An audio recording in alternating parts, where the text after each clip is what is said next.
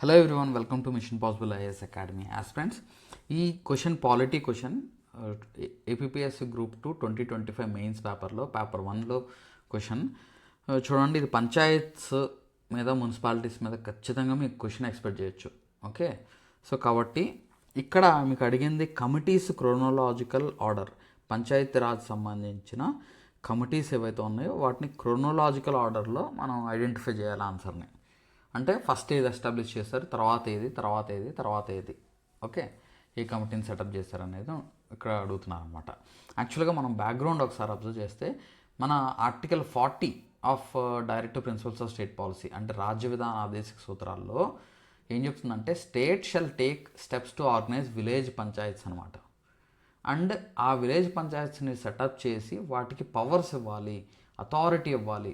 అవి local self గవర్నమెంట్గా అది పనిచేసుకోవడానికి, స్వతంత్రంగా పనిచేసుకోవడానికి అవకాశం కల్పించాలని ఆర్టికల్ 40 మన భారత రాజ్యాంగంలో చెప్తుందనమాట.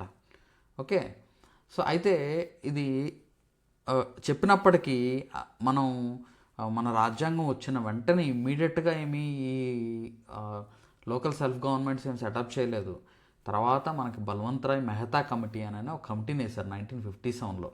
ఈ కమిటీ ఏంటంటే ఈ మన కమ్యూనిటీ డెవలప్మెంట్ ప్రోగ్రామ్ అనే ఒక ప్రోగ్రామ్ ఉంది. ఆ కమ్యూనిటీ డెవలప్మెంట్ ప్రోగ్రామ్ ఎలా పనిచేస్తుంది, నేషనల్ ఎక్స్టెన్షన్ సర్వీసెస్ అనే సర్వీసెస్ ఎలా పనిచేస్తున్నాయి అనేది తెలుసుకోవడం కోసం ఈ కమిటీని సెటప్ చేసింది అనమాట Balwant Rai Mehta committee. Okay, so Balwant Rai Mehta committee ఎప్పుడు సెటప్ చేశారు అంటే 1957లో సెటప్ చేశారు. ఓకే, సో ఈ రిపోర్ట్ సబ్మిట్ చేసింది. ఇది ఏం చెప్పిందంటే డెమోక్రటిక్ డీసెంట్రలైజేషన్ చేయాలి అని చెప్పింది.